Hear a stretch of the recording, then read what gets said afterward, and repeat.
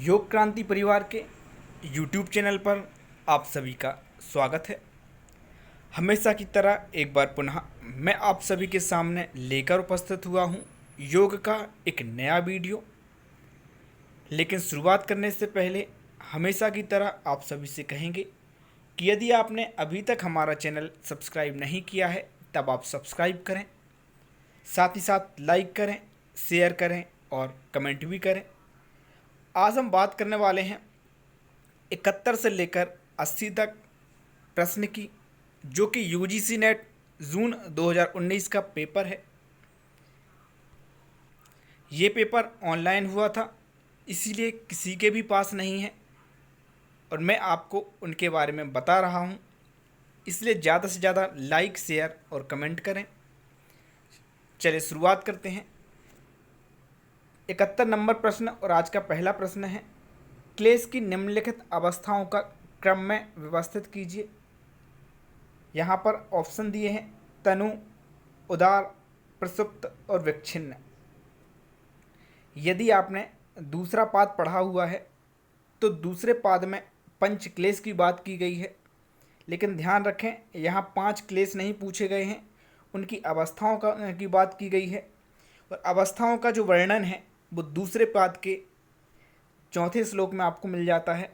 यदि आपने पढ़ा होगा तब आपको आसानी से इसका आंसर मालूम होगा, और यदि आपने नहीं पढ़ा है, कोई भी नोट्स आपके पास नहीं है, आप यूजीसी नेट की तैयारी कर रहे हैं या फिर आप योग में एंट्रेंस एग्ज़ाम की तैयारी कर रहे हैं या कोई भी एग्ज़ाम की तैयारी कर रहे हैं, तब आप हमसे नोट्स ले सकते हैं।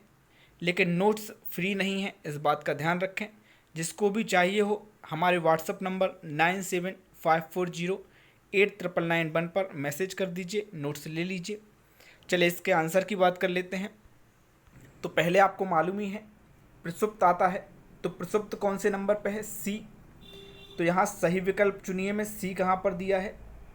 पहले नंबर पे, फोर्थ में। तो आपका CADB ये फोर्थ नंबर सही हो जाएगा, देख लीजिए। बाद में आप इनको मिलाकर भी देख लीजिए, है ना। मैं वीडियो बढ़ाना हो इसलिए आसानी से और सरल तरीके से जल्दी जल्दी बता देता हूँ। अगला प्रश्न देख लीजिए। निम्नलिखित योगियों को उनके जन्म के अनुसार आरोही क्रम में व्यवस्थित कीजिए। स्वामी विवेकानंद, स्वामी दयानंद सरस्वती, महर्षि महेश योगी, स्वामी शिवानंद। यदि आपको ये सारी चीज़ें मालूम हैं कि किन का जन्म कब हुआ है, कौन से प्राचीन समय के हैं, कौन से अर्वाचीन समय के हैं, ये सारी चीज़ें यदि आपको मालूम होंगी तब आप आसानी से बता देंगे।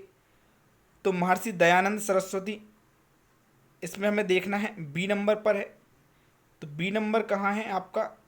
बी आपका 3 नंबर पे है। तो ये आपका आंसर हो जाएगा बी, A, C और D, मतलब 3 नंबर। पहले महर्षि दयानंद सरस्वती, फिर स्वामी विवेकानंद, महर्षि महेश योगी, फिर अंत में स्वामी शिवानंद। दुर्भीति या फोबिया कौन सा विकार है, यह आपको बताना है। सामान्य चिंता विकार, नींद की अधिकता एवं कमी, पाचन विकार और शारीरिक विकार। तो यहाँ पर आप सभी को मालूम है फोबिया किसी चीज़ से डर हो जाना, ये कब होता है? सामान्य चिंता विकार के अंतर्गत आता है। हमें किसी चीज़ में चिंता के कारण डर बैठ जाता है, फोबिया हो जाता है।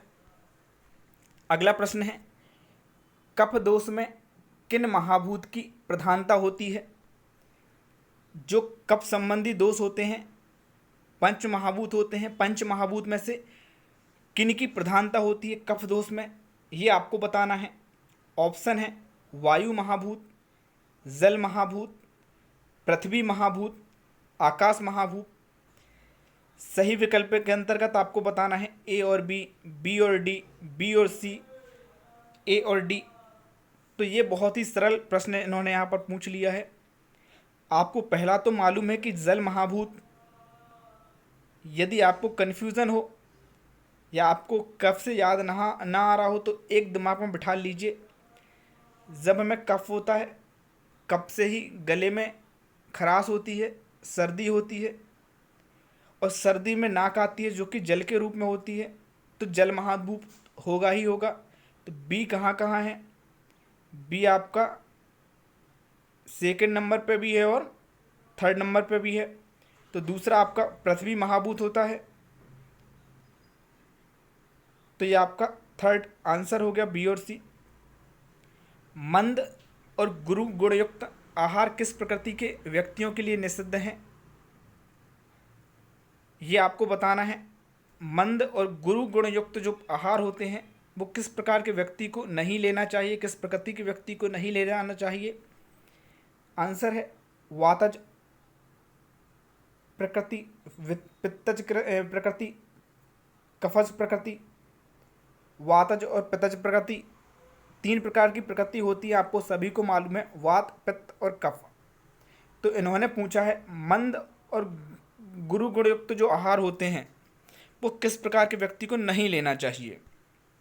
तो यहाँ पर आपका सही आंसर होगा कफज, मतलब कफ प्रकृति का जो है, जिसको कफ की प्रकृति ज़्यादा हो उसको नहीं लेना चाहिए। अगला प्रश्न देख लीजिए। यहाँ हथ लिख गया है, यहाँ पर हट है, ध्यान रखें। हट प्रदीपिका के अनुसार एक योगाभ्यासी के लिए कौन से आहार द्रव्य निषिद्ध हैं? तो आपको ध्यान रखना है, यहाँ पर बात हो रही है हट प्रदीपिका की। कई बार आप लोग यह ध्यान नहीं देते हैं और आप आंसर दे देते हैं। तो यहाँ पर हट प्रदीपिका के अनुसार पूछ रहे हैं कि कौन सा आहार निषिद्ध है, कौन सा आहार निषिद्ध है, लेना चाहिए नहीं, इस बात का भी ध्यान रखें। ऑप्शन है तिल, यव, सरबस, शुंठी। सही विकल्प चुनिए के अंतर्गत ए और सी, बी और डी, सी और डी, बी और सी आंसर दिया है। तो आप सभी को मालूम है तिल और सरबस जो है, यहाँ गलत थोड़ा सा लग गया है, ये जो है मना रहता है। तो ये आपका ए और सी मतलब फर्स्ट आंसर होगा। यदि आपको आंसर नहीं मिला है तो आप देख लीजिए। अगला प्रश्न है, बौद्ध दर्शन के अनुसार सम्यक व्यायाम का आशय है।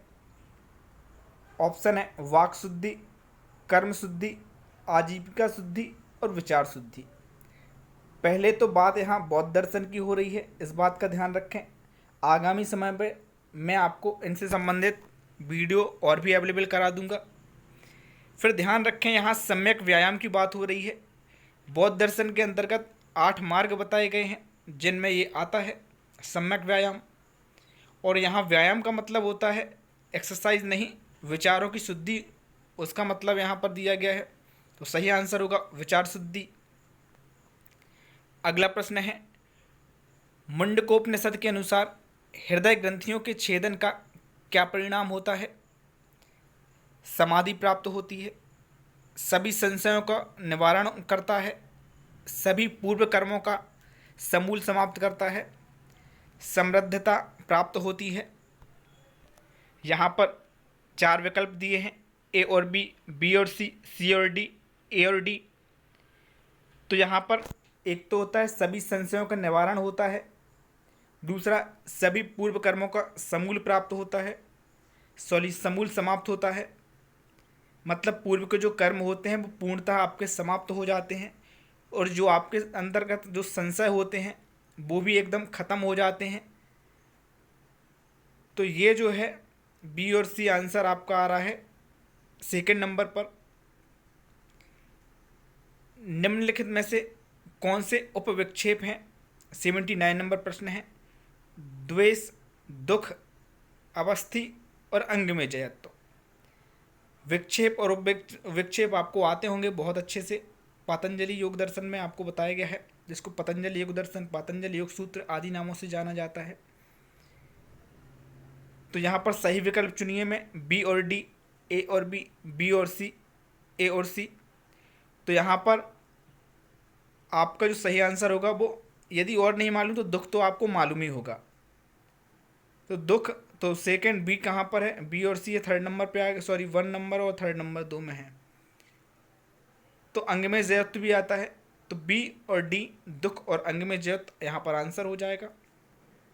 आज का लास्ट प्रश्न, परमेश्वर का स्वरूप व उसकी महिमा श्वेताश्वर अध्याय में वर्णित नहीं है। यह प्रश्न बहुत ज़्यादा सरल भी और बहुत ज़्यादा कठिन भी है। सरल इसलिए क्योंकि यहाँ पर श्वेताश्वर अगर उपनिषद आपने पढ़ा है, बहुत कम ही सिलेबस में है। यूजीसी नेट में कुछ टॉपिक ही इसमें पूछे गए हैं, तो आपने पढ़ा होगा, क्योंकि 2 पेज का पूरा सिलेबस यदि आप लिखेंगे तो मुश्किल से 2 पेज का सिलेबस होता है श्वेताश्वर उपनिषद का।